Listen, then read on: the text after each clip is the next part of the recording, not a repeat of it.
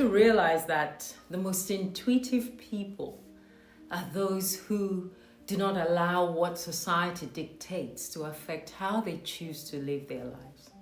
They're able to choose from what works from society and leave a large portion of what they know will ultimately harm them. In simple terms, just live your life and stay away from the melodrama. That's all. It's an inner sensing that you grow to acquire. A silent voice that begins to get louder and louder as you mature. They need to go at your own tempo, not caring who's doing what and why. You pick and choose how you want to participate, or not at all. The freedom to choose your own choice. You mind your business, you stay away from negativity, and you find your own inner peace. What more are you looking for in this world?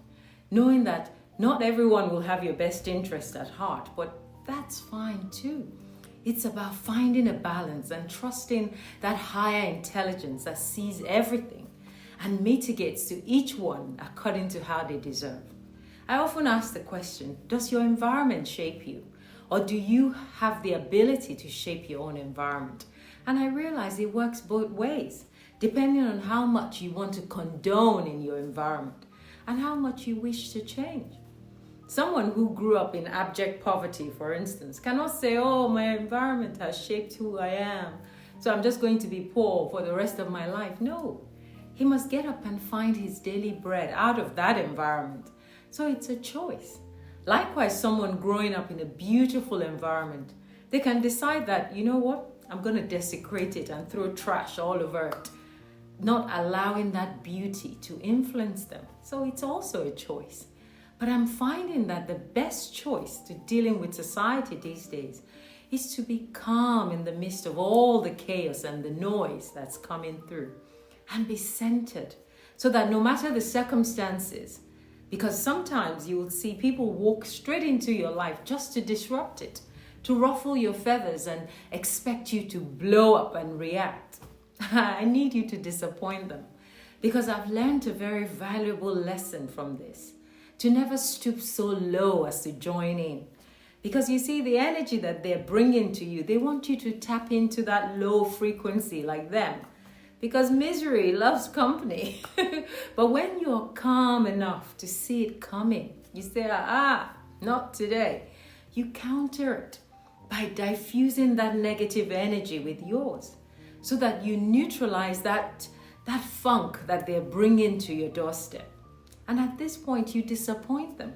In fact, you're a disgrace for not fighting back. Now they're so confused because they expected you to lash out, to get angry, to call them names, maybe even engage in a fight with them. But you resisted. You kept your cool, and you carefully flashed your smile and said, you know what? I'm sorry I made you feel that way. Maybe we got off on the wrong start. Let's start afresh. All is well. All will be well. I tell you, it works for me every time. When you don't tap into that low level of the energy and you maintain yours, you lift all the energies in the room, including that low one that was charging like an angry bull. Try it. It works. So this is just a short reminder for you as you travel around this part of creation that we are contagious. We are infectious. We carry this beautiful light within us, in and around us.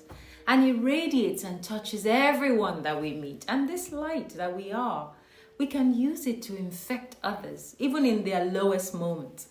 They see this light sometimes. It confuses them. They can't comprehend it.